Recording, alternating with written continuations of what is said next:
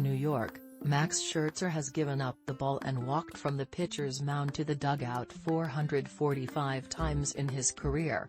12 times, he has walked off the mound without giving up the ball at all.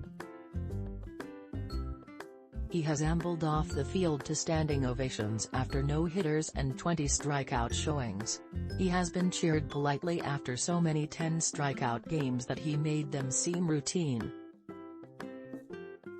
But never, in 456 starts in his Hall of Fame career before Friday, in 8 postseasons, has Scherzer made that walk carried by boos from a crowd of 40,000 plus like he did in the 5th inning of the New York Mets' 7-1 loss in Game 1 of their first-round series against the San Diego Padres at Citi.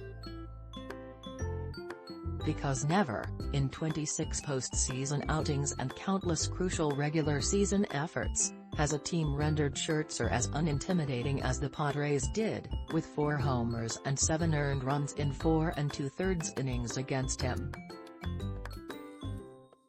And never had a manager hurried to the mound more decisively than Buck Showalter did when the 4th homer flew off the bat of Manny Machado and into the left field seats, leaving Scherzer to tug on the brim of his hat and turn awkwardly back to the pitching rubber, his face emotionless, as if he'd.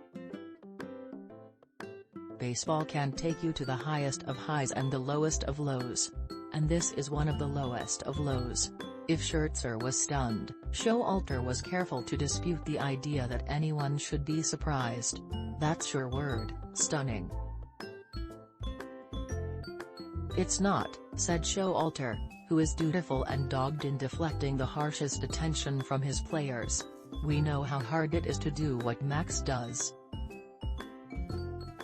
But for Scherzer, who has allowed 4 homers in a game just 3 times in his career, who has allowed 7 earned runs just a dozen times, and who has not come close to doing either in a game this important, Friday night's showing qualified as unprecedented. That showing, combined with the Mets' complete inability to solve Yu Darvish, pushed the Mets to the brink of elimination. His struggles also pushed the Mets' decision-making into a spotlight everyone around the organization probably hoped they could avoid. Jacob deGrom, perhaps the most dominant pitcher of his era when healthy, is also on their roster.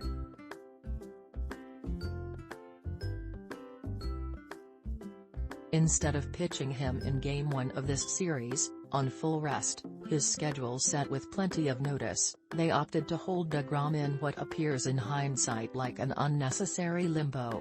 If they won Game 1, the Mets would throw Chris Bassitt in Game 2, hoping to avoid using deGrom until a division say. If they didn't, they would put their season on deGrom's fragile shoulders with relatively short notice.